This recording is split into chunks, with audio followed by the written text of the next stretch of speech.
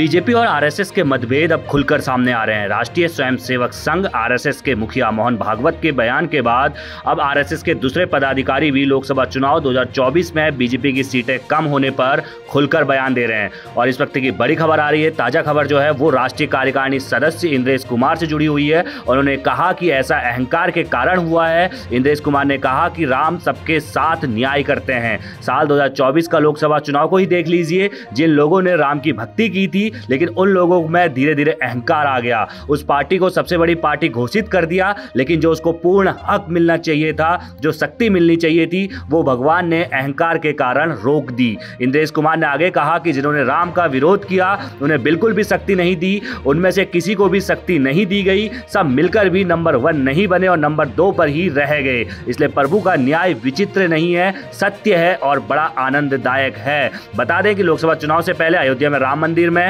रामलला की प्राण प्रतिष्ठा हुई थी और रामलला की प्राण प्रतिष्ठा को बीजेपी ने चुनाव के दौरान बड़ा मुद्दा बनाया था। लेकिन चुनाव परिणाम जब सामने आया तो राम मंदिर निर्माण का असर बहुत ही कम दिखा। अयोध्या में ही बीजेपी उम्मीदवार को पराजय का सामना करना पड़ा। तो लगातार बयानबाजी हो रही है। आरएसएस और बीजेपी, ऐसा कहा जा रहा है कि बीजेपी के जो लीडरशिप है, जो बड़े नेता हैं, उनसे आरएसएस जो है खफा है, नाराज है और खुलकर जो है वो आरएसएस के नेताओं का बयान सामने आ रहा है। इंद्रेश कुमार का हम आपको सबसे पहले बयान सुनाते हैं, क्या कुछ उन्होंने कहा था।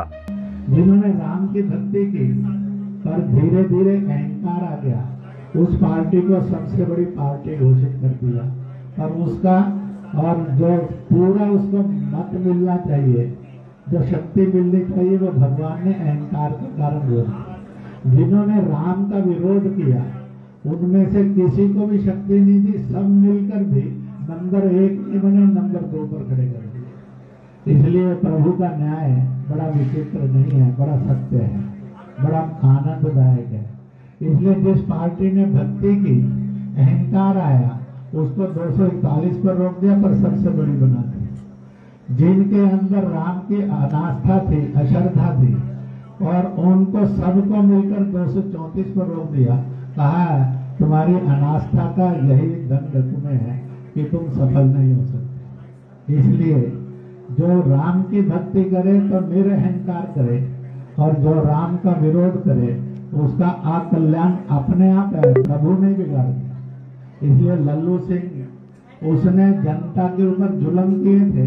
राम जी ने कहा थोड़ी देर 5 साल विश्राम कर ले, अगली बार देख लेंगे तेरा भी क्या करना। इसलिए राम भेदभाव नहीं करते हैं, राम सजा नहीं देते हैं।